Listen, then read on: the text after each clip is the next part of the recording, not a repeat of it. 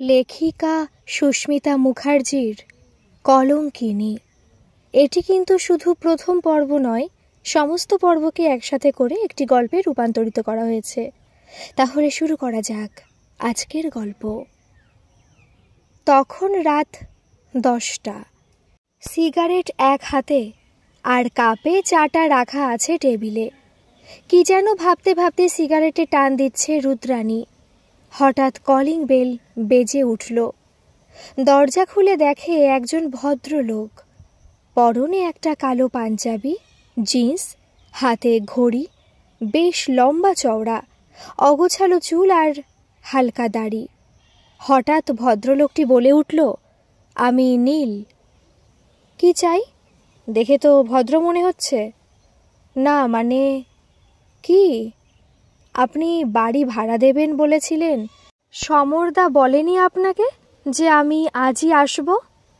রাত 8টায় আসার কথা আপনার, এখন রাত 10টা বাজে। আসলে গাড়ি খারাপ হয়ে গেছিল তাই। এই নিন চাবি, ওপরে গিয়ে ডান দিকে, বাকি কথা কাল সকালে হবে। এই বলে মুখের ওপর দরজা লাগিয়ে দিল।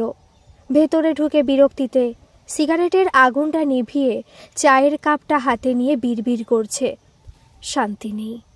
রাত 10টায় এসেছেন বাড়ি ভাড়া নিতে, বিরক্তিকর। রাত 12টা। খাওয়া দাওয়া শেষ করে স্লিপিং পিলস খেয়ে নিয়ে ঘুমিয়ে পড়ল রুদ্রাণী। গান চলছে তার ঘরে। তোমাকে বুঝি না প্রিয়, বোঝো না তুমি আমায়। রুদ্রাণী অত্যন্ত রাগী আর বদমেজাজি মেয়ে, আর কথা বলে খুব কম। আগে একটা চাকরি করত, কিন্তু নেশার কারণে তার চাকরি চলে যায়। পাড়াতে কেউ রুদ্রাণীকে দেখতে পারে না। তার ইচ্ছে মতো থাকা, ইচ্ছে মতো পোশাক পরা কেউ পছন্দ করে না। যদিও মেয়েটা মনের দিক দিয়ে খুব ভালো, সেটা পরে বুঝতে পারবেন আপনারা। সকাল 10টা বাজে। আবার কলিং বেল বেজে উঠল রুদ্রাণীর ঘরে। রুদ্রাণীর ঘুম ভাঙল সেই আওয়াজ শুনে। এসে দরজা খুলতেই দেখে নীল। শান্তি দেবেন না নাকি মশাই আপনি? না আসলে ঘুমোবো একটু, তার জো নেই, সকালেই হাজির। বলুন কি দরকার? না মানে কি কি নিয়মকানুন আছে একটু যদি বলে দিতেন।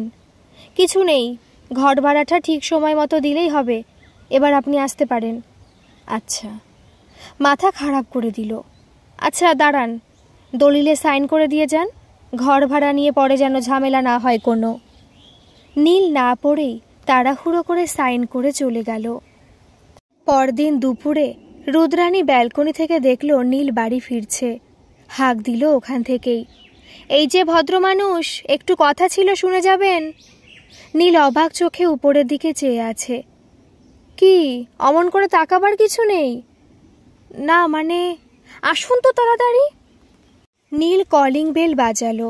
রুদ্রাণী দরজা খুলতেই ধমক দিয়ে বলল, না পড়ে কেউ দলিল সাইন করে? ঘটে কিছু নেই নাকি? আসলে তাড়া ছিল একটু, তাই। সমরদা যে কাকে গছিয়ে দিল কে জানে। বলছিলাম যে কি, আপনার রান্নাঘরটা একটু ব্যবহার করা যাবে? আপনাকে রান্নাঘর দেওয়া হয়েছে, আপনি কি ভুলে যাচ্ছেন? গ্যাসটা ফাঁকা তো? ঠিক আছে, আমার যা রান্না করা আছে সেটা নিয়ে যান। নীল ফ্রেশ হয়ে আসে। রান্নাঘরে খাবার নিতে গিয়ে দেখে অনেক টিফিন সাজানো, প্রায় 40টার মতো। বের হয়ে ওইগুলো নিয়ে জিজ্ঞেস করাতে রুদ্রাণী রেগে বলে, অত হাড়ির খবর জেনে আপনি কি করবেন? না কিছু না, আসছি। নীল যেতে যেতে বিড়বিড় করছে, আজব মেয়ে, কোথায় যে এসে পড়েছি কি জানি। তার আধ ঘন্টা পর নীলের কলিং বেল বেজে উঠল। দরজা খুলতে দেখে রুদ্রাণী। আপনি? হ্যাঁ, কেন? আসুন না, ভেতরে আসুন। অত আদিক্ষেতা করতে হবে না, আমি একটা কাজে এসেছি। বলুন, আপনার কারটা চাই। আমারটার টায়ার পাংচার, একটু কাজে বেরোতে হবে, দিতে পারবেন কি? হ্যাঁ চলুন না। আপনি নয়, শুধু আপনার কারটা। এনে দিচ্ছি চাবিটা। নীল চাবিটা এনে রুদ্রাণীর হাতে ধরিয়ে দিল। ধন্যবাদ বলে সেখান থেকে রুদ্রাণী চলে গেল। নীল দরজা লাগাতে যাবে, ঠিক সেই সময় একজন ভদ্রলোক হুড়োহুড়ি করে দরজার সামনে এলেন। নীল চমকে গেল। কি হলো, আপনি এইভাবে দরজার সামনে হুমড়ি খেয়ে পড়ছেন কেন? ভদ্রলোকটি ভ্রু কুঁচকে বললেন, আমি মিস্টার বোস। মশাই, কিছুদিন হয়েছে আপনি ওই মেয়েটির ভাড়াটে, তাই এত বিশ্বাস করে আপনি যে গাড়িটা দিয়ে দিলেন, উনি তো আপনার গাড়ির মাধ্যমে কিছু ক্রাইমও করতে পারেন। মানেটা কি? ক্রাইমের কথা উঠছে কেন? উনি প্রতিদিন এই সময় গাড়িতে বেশ কটা পেটি চাপিয়ে কোথায় যেন যায়, আর ফেরেন সেই সন্ধে 7টার পর। চাকরি তো নেই, টাকা আসে কোথা থেকে এত? যেভাবে ও রাজার হালে থাকে, কি করে কি জানি। যাই বাবা, এটাই আপনাকে বলার ছিল। চালচলনহীন মেয়েটার থেকে একটু সাবধানে থাকবেন। চলি। ভদ্রলোকটি মুখ বেঁকিয়ে চলে গেল। নীল দরজা লাগিয়ে ঘরের মধ্যে সোফাতে ধপাস করে বসে পড়ল। কি ঝামেলা! মেয়েটার সম্বন্ধে কুৎসা রটিয়ে গেল, নাকি সত্যি কিছু গন্ডগোল আছে? বিড়বিড় করতে লাগলো নীল। 4টা বাজে, এখনও ফেরেনি রুদ্রাণী। নীল একটু ভয় পেয়েছে ভদ্রলোকের কথা শুনে, তাই রুদ্রাণীকে কল করে, কিন্তু রুদ্রাণী কেটে দেয় কলটা। সন্ধে 7টা বাজে। 12 বার রুদ্রাণীকে কল করে নীল, কিন্তু সে কল কেটে দেয়। এখনও আসেনি দেখে কল করে আরও একবার, কিন্তু এরপর সুইচ অফ বলে। রাত্রি 9টা। নীলের কলিং বেল বাজে। নীল দরজা খুলে দেখে রুদ্রাণী ফিরেছে। রুদ্রাণী চাবিটা নীলকে দিয়ে বলে, চিন্তা নেই, ট্যাঙ্ক ফুল করে এনে দিয়েছি, তেল নষ্ট হয়নি আপনার। কলটা তুলছিলেন না কেন? আর তারপর ফোন সুইচ অফই বা কেন বলছিল? দেখছেন কলটা কাটছি, তাও করেই যাচ্ছেন। আপনার জ্বালাতেই ফোন সুইচ অফ করে দিয়েছিলাম। এত দেরি কেন? আপনি তো 7টার মধ্যেই ফিরে যান। হ্যাঁ, কিন্তু 1 মিনিট, আপনি কি করে জানলেন? না মানে আপনার কাছে রাখুন তো। মিস্টার বোস কিছু বলেছে?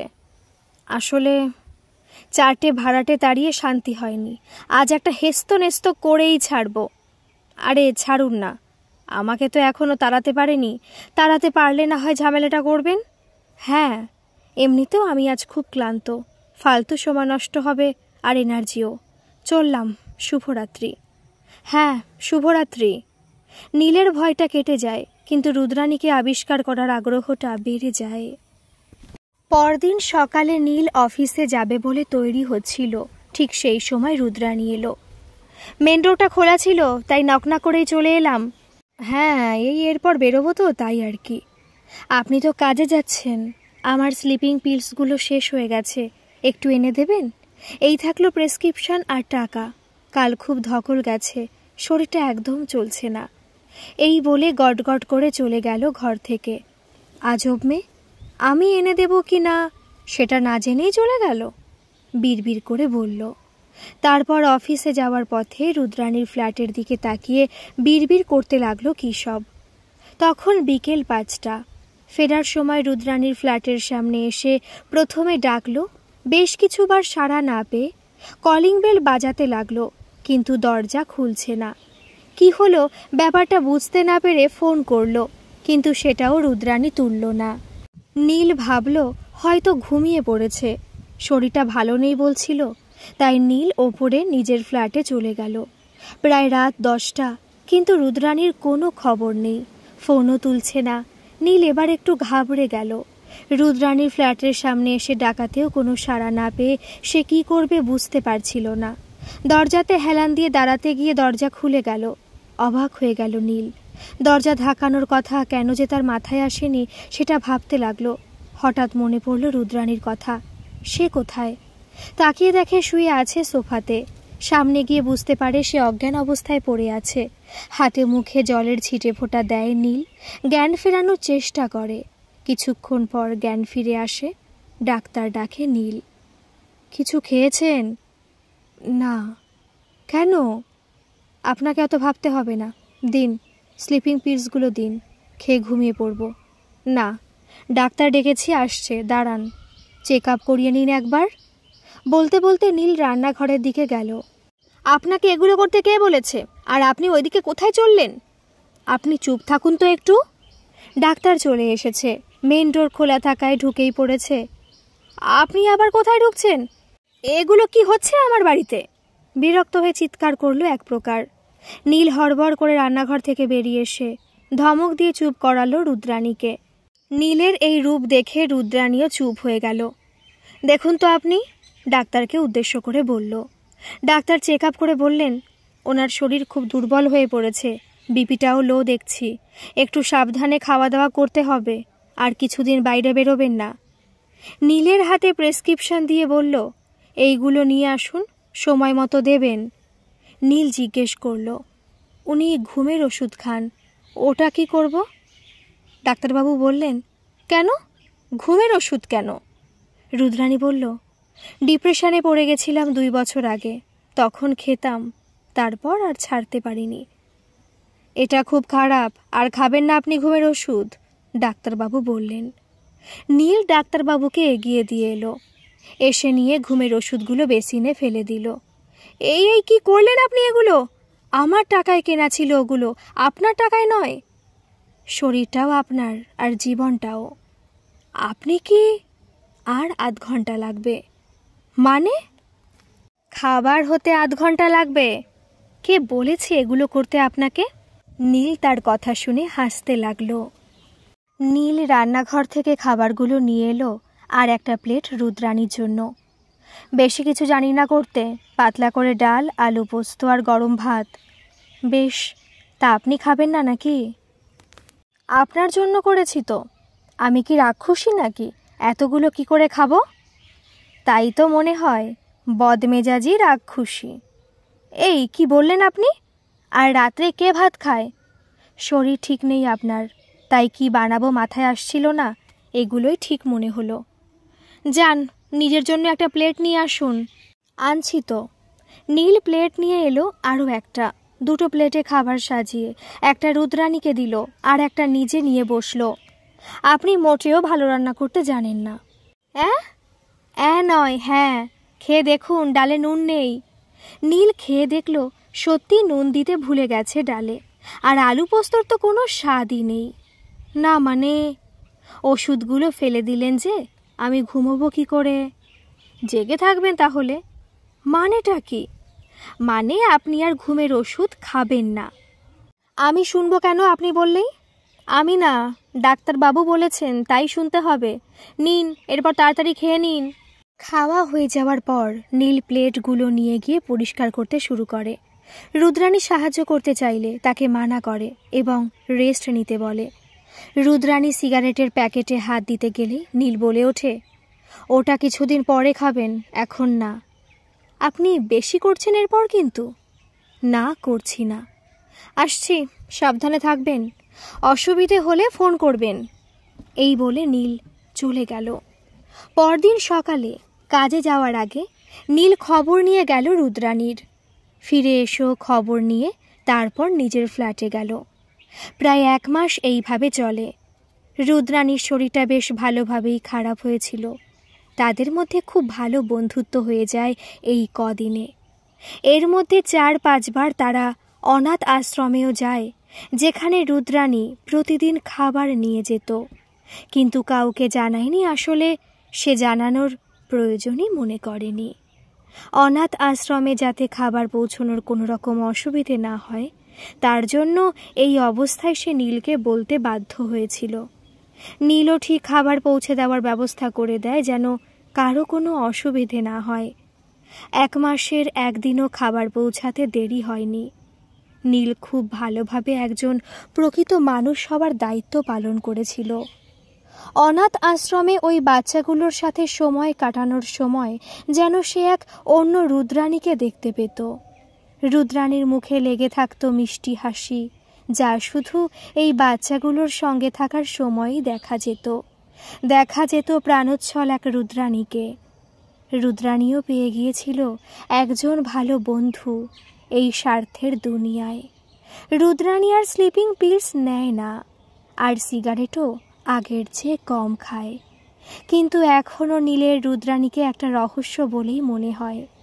হঠাৎ একদিন সকালে ব্যালকনি থেকে নীল দেখে রুদ্রাণী কোথায় যেন যাচ্ছে, অথচ আজ তাদের ডাক্তারের কাছে পরামর্শ নিতে যাওয়ার কথা। নীল রুদ্রাণীকে আওয়াজ দিলেই শুনতে পায় না রুদ্রাণী। নীলের খুব রাগ হয়, এটা ভেবে যে এই রকমভাবে ছেলে মানুষই করার কি মানে হয়। আবার চিন্তাও হয় খুব, ব্যাপারটা কি হলো সেটা জানার জন্য সে রুদ্রাণীর গাড়ির পেছনে যায় নিজের গাড়ি নিয়ে। নীল ফোনও করে এর মাঝে কয়েকবার। ফোন রিং হয়েই যাচ্ছে, তুলছে না। নীল পৌঁছায় মানসিক হাসপাতালের সামনে রুদ্রাণীকে ফলো করতে করতে। ভেতরে যায় না নীল, অপেক্ষা করে রুদ্রাণী কখন ফিরবে। হাজারটা প্রশ্ন তার মাথায়। প্রায় 3 ঘন্টা পরে রুদ্রাণী বাইরে এলো। নীলকে দেখে সে অবাক। আপনি এখানে কি করছেন? সেটা আমার প্রশ্ন। আপনি কি করছেন এখানে? দেখুন, আপনি বেশি বাড়াবাড়ি করবেন না, এই আমি বলে দিলাম। কে আছে এখানে সেটা আমি আপনাকে বলতে বাধ্য নই। হ্যাঁ, আপনি বাধ্য। আপনি কিন্তু বাড়ি চলুন আগে, তারপর সব বলতে হবে আপনাকে। দুজনই বাড়িতে ফিরে আসে। তারা নীলের বাড়িতে গিয়ে বসে। এবার বলুন, কে আছে ওখানে? ভাই। কেন? আমার ধর্ষণ হতে দেখেছে তারা। কথাটা বলেই রুদ্রাণী ফেটে পড়ল কান্নায়। নীল বুঝতে পারে না তারা মানে কে, আর ধর্ষণের কথা হঠাৎ কোথা থেকে এলো। কী সব হচ্ছে এইসব? রুদ্রাণী কাঁদতে কাঁদতে বলছে, সেদিন কলেজ থেকে ফিরে দেখি বাবা মা ভাই সবাই ভয়ে জড়ো হয়ে আছে। হঠাৎ তখনই কলিং বেল বেজে উঠল নীলের ঘরের। দরজা খুলতে দেখে পুলিশ। দেখে দুজনই অবাক হয়ে যায়। এই অসময়ে পুলিশ কেন এসেছে তারা বুঝতে পারে না। পুলিশ জানায় যে এই চত্বরে ড্রাগ পাচার হচ্ছে, তাই সতর্ক বার্তা দিতে এসেছে। রুদ্রাণী খুব কৌতূহল নিয়ে জিজ্ঞেস করে, দলের নাম জানা গেছে? পুলিশ উত্তরে বলে, 5 বছর আগেকার দলটিকে সন্দেহ করা হচ্ছে। এই বলে পুলিশ চলে যায়। নীল দরজা লাগিয়ে বিড়বিড় করতে থাকে। কী সব যে হচ্ছে কে জানে। জল, 1 গ্লাস জল দেবেন প্লিজ? নীল জল নিয়ে এসে তাকে দেয়। আপনার আবার কি হলো? কোন দল ড্রাগ পাচার করছে জানতে হবে। কি? আপনার তাতে কি? হেল্প করবেন আমাকে? হ্যাঁ, কি বলছেন আপনি? আপনার কি সম্পর্ক এইসব ব্যাপারের সঙ্গে? আমার সাথে ঘটে যাওয়া প্রতিটা ঘটনার সম্পর্ক আছে। মানে? সে অনেক কথা, আপনি শুনে কি করবেন? কি হচ্ছে আমি কিছুই বুঝতে পারছি না। শুনতে চান? হ্যাঁ। আজ থেকে প্রায় 2 বছর আগে আমি বাড়ি ফিরে দেখি কিছুগুলো লোক রীতিমতো মা বাবার ভাইকে কোণঠাসা করে রেখেছে। তাদের প্রত্যেকের হাতে বন্দুক। তারা সেই দল যাদের জন্য আজ পুলিশ সতর্কবার্তা দিতে এসেছিল। আপনি কি করে জানলেন তারাই এই দল? কারণ 2 বছর আগে ঘটনাটি ঘটেছে, আর তার আগে বাবা মোটামুটি 3 বছর ধরে এই কেসটার পেছনে খেটে কিছু তথ্য বের করতে পেরেছিল, আর সেই তথ্য সংগ্রহ করতেই তাদের আশা। 5 বছর আগে পুলিশের সন্দেহ হয় এই দলের ওপর ড্রাগ পাচারের জন্য, আর বাবাও মোটামুটি 5 বছর আগে ড্রাগ পাচার কেসে জড়িয়ে পড়ে। ভেবে দেখুন নিজেই কেমন মিলে গেল হিসেবটা। আপনার বাবা পুলিশ ছিলেন? সাংবাদিক। কিন্তু এইভাবে তো আপনি সন্দেহ করতে পারেন, নিশ্চিত হবেন কিভাবে? দল তাকে খুঁজে পেলে কিভাবে? আপনার মাথায় কি কিছুই নেই? কেন? আমি তো তাদের সামনে থেকে দেখেছি, চিনতে পারবো না আমি? আপনার বাবা পুলিশকে সব জানায়নি কেন? তার সময়টাই তো পায়নি। আপনি কি করতে চাইছেন বলুন তো?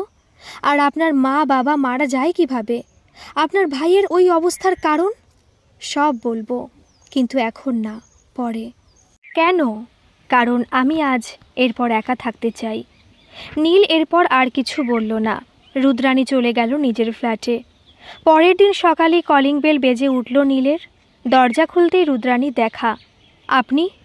হ্যাঁ, আজ 10টার দিকে একটু পুলিশ স্টেশন যেতে হবে। আপনি যাবেন আমার সাথে? কিন্তু কোনো কিন্তু নয়। আমার যতদূর মনে হচ্ছে এই ড্রাগ পাচার কেসের জন্য আপনি অনেক কিছু হারিয়েছেন। তাহলে আবার কেন জড়াতে চাইছেন? কারণ আমার আর হারাবার কিছু নেই। কেন? আপনার ভাই? আপনার যদি ভয় করে, আপনি যদি ভাবেন যে আমার সাথে গেলে আপনি বেকার জড়িয়ে যাবেন, তাহলে ছেড়ে দিন, যেতে হবে না। সেটা আবার কখন বললাম? 1 ঘন্টা পর বের হতে হবে। তাড়াতাড়ি করুন তো, বাজে না বকে। দুজনে পুলিশ স্টেশন গিয়ে কথা বলল এই ব্যাপারে। পুলিশ সবটা শুনে বলল, দেখুন, হতেও পারে এক দল, আবার নাও হতে পারে। আপনি ওসব নিয়ে মাথা খারাপ করবেন না। ওটা আমাদের কাজ, আমাদের করতে দিন।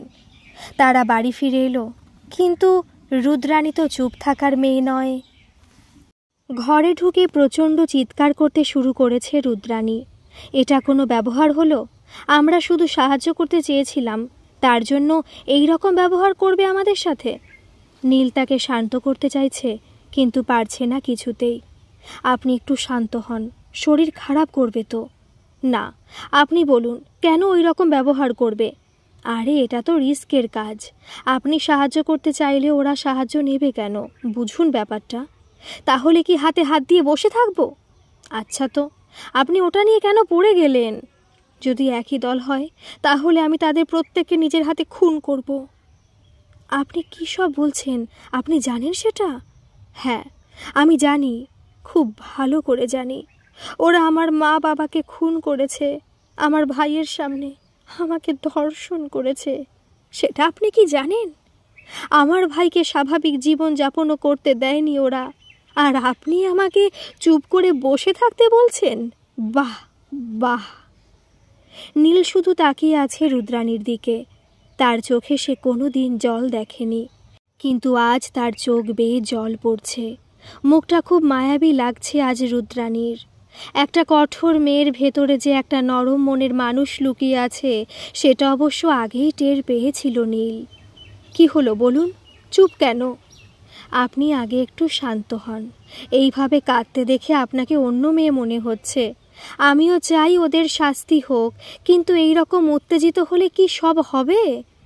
তাহলে কি করব আপনিই বলুন। পুলিশ তো তাদের কাজ করছে, সে তো 5 বছর ধরেই করছে। কিছু হয়েছে কি? অতটা সহজ নয় যতটা আপনি ভাবছেন।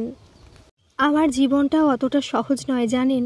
সবাই একটা বিগড়ে যাওয়া মেয়েকে দেখে, কিন্তু তার অতীতটা কেউ জানতে চায় না, কেউ না। আঙুল তুলতে সবাই পারে, কিন্তু আঙুলটা বাড়িয়ে দিয়ে এক চিলতে সাহায্য করার জন্য কেউ এগিয়ে আসেনি। আমি চিৎকার করেছিলাম সেদিন, ভাই পাগলের মতো কাঁদছিল, কেউ একজন সাহায্যের জন্য এগিয়ে আসেনি। এমন তো নয় যে কেউ শুনতে পায়নি, ওটা তো সম্ভব নয়, কিন্তু কেউ তো আসেনি।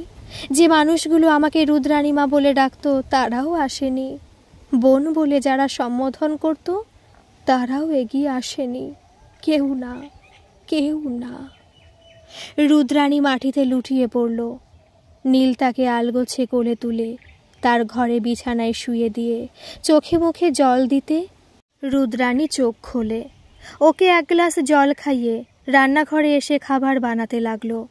ওদিকে রুদ্রাণী বিড়বিড় করেই যাচ্ছে। নীল বুঝতে পারছে সে একটা মায়ায় জড়িয়ে যাচ্ছে ধীরে ধীরে। খাবার নিয়ে রুমে গেল সে। এই নিন নীলের স্পেশাল ডাল, ভাত আর আলু পোস্ত। আচ্ছা, আপনি এই ওয়ার্ল্ড ফেমাস খাবার খাওয়ার জন্য অজ্ঞান হয়ে পড়ে যান বলুন? বাজে বকেন কেন আপনি? আরে মজা করছিলাম তো। আমি কি মজা করার মুডে আছি এখন?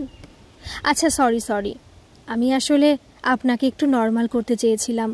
দরকার নেই, আমি বলেছি কি? খেয়ে নিন, আমি ফ্ল্যাটে যাচ্ছি।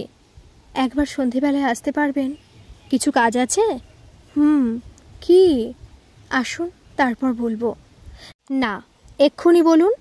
আমি জানতে চাই যে ওই দলটাই কি? আপনি আবার ওটা নিয়ে পড়ে আছেন? শুনুন তো, বলুন। আমি প্রফেশনালের কাছে গিয়ে ওদের স্কেচ তৈরি করে পুলিশকে দেব, তাতে ওদের হেল্প হবে। প্লিজ এইটুকু সাহায্য করুন। ঠিক আছে, যাব। ধন্যবাদ। আপনি বললেন? হ্যাঁ।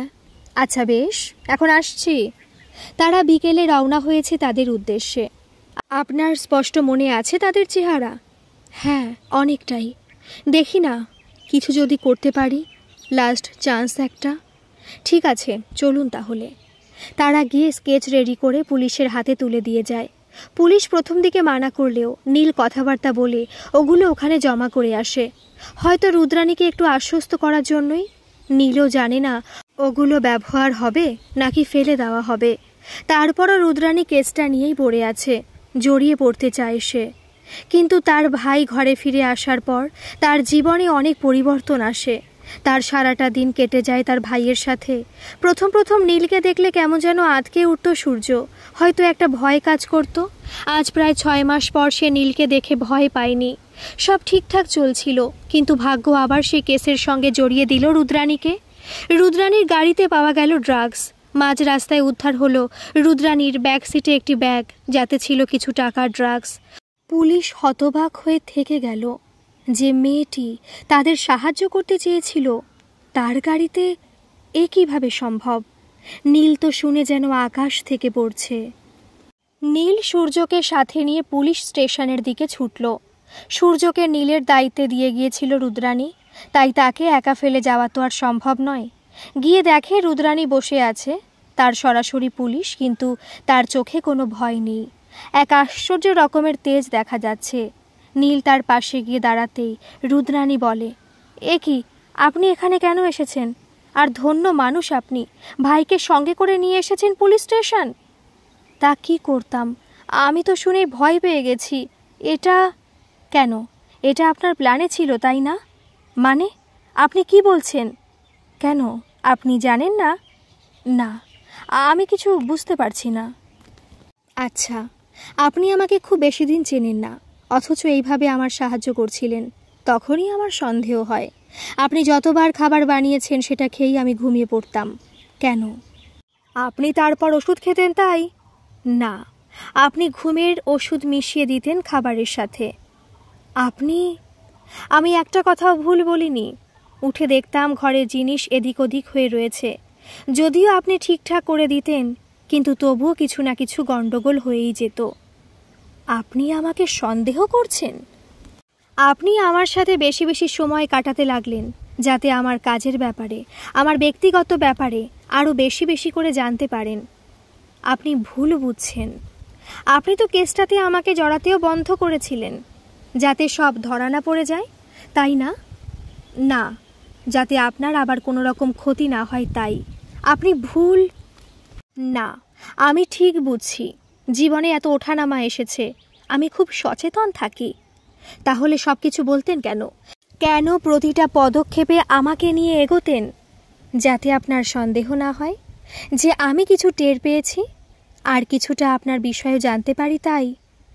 আপনার মতে যদি আমি খারাপ, তাহলে কেন সূর্যকে আমার কাছে রেখে এসেছেন? আপনার খুব মায়া বাচ্চাদের প্রতি। ওর কিছু খারাপ আপনি করতেন না।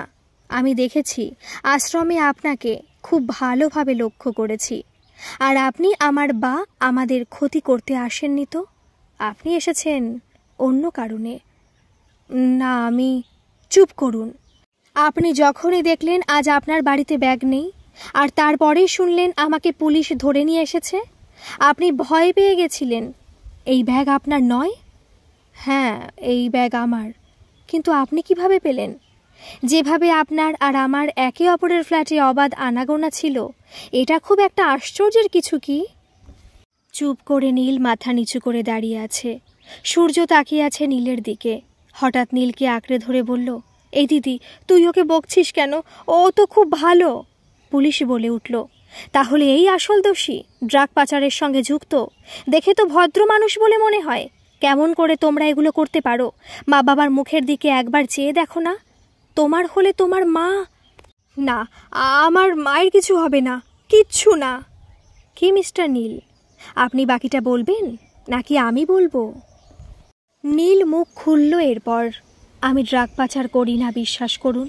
আমি আপনার ফ্ল্যাটে যখন এসেছিলাম তখন এই সব ব্যাপারে কিছুই জানতাম না। মনে আছে, আপনার এক প্রতিবেশী আমার ফ্ল্যাটে ঢুকে আপনার নামে অনেক কিছু বলেছিলেন, যাতে আমি এই ফ্ল্যাটে আর না থাকি। আপনি খুব রেগে গিয়েছিলেন। কে, মিস্টার বোস? হ্যাঁ। ওই ভদ্রলোক যাওয়ার পর দেখি একখানা কাগজের টুকরো পড়ে আছে মেঝেতে। ওটা তুলতেই দেখি লেখা আছে এই নাম্বারে কল করতে, নইলে বিপদ হবে খুব আমার পরিবারের। আমি ভয় পেয়ে ফোন করলাম।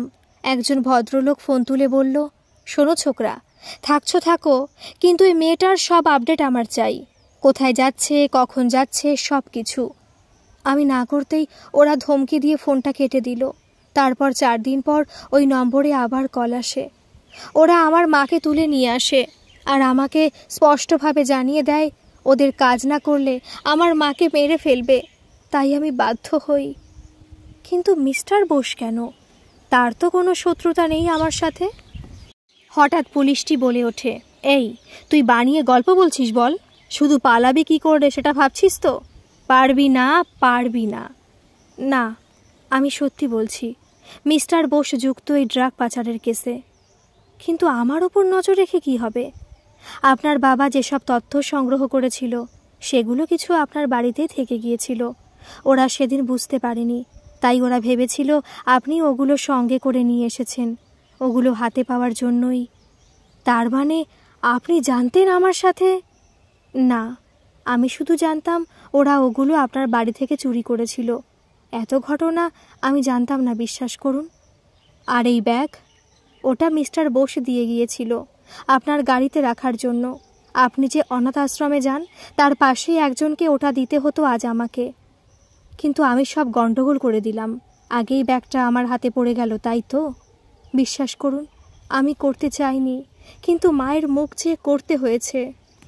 পুলিশটি অনেক ভেবে বলল, আপনি মিস্টার বোসকে বলুন ড্রাগ পাচার হয়ে গেছে, টাকাটা নিয়ে যেতে। উনি খুব চালাক, টাকা উনি আগে অনলাইন নিয়ে নেয়। আর তাছাড়া এতক্ষণ মনে হয় উনি খবরটাও পেয়ে গেছেন। আপনি বলেছেন? না, আমি না, কিন্তু ওনার আরও অনেক লোক আছে। শুনেই রুদ্রাণী গাড়ির দিকে ছুটল। পেছনে পুলিশ, নীল আর সূর্য। গিয়ে দেখে মিস্টার বোসের ফ্ল্যাটে তালা ঝুলছে। মোবাইল নম্বর ট্র্যাক করে পৌঁছে গেল তারা এক ভাঙাচোরা ঘরে। নীল তার মায়ের অবস্থা দেখে কান্নায় ভেঙে পড়ল। রুদ্রাণী দেখতে পেয়েছে সেই রাতের প্রতিটা মুখগুলো। ঘৃণায় রাগে রুদ্রাণীর চোখ লাল হয়ে গেছে। মিস্টার বোস চেঁচিয়ে বলছে, একটু বাড়াবাড়ি করলে কিন্তু ছোকরার মাকে স্বর্গে পাঠিয়ে দেব।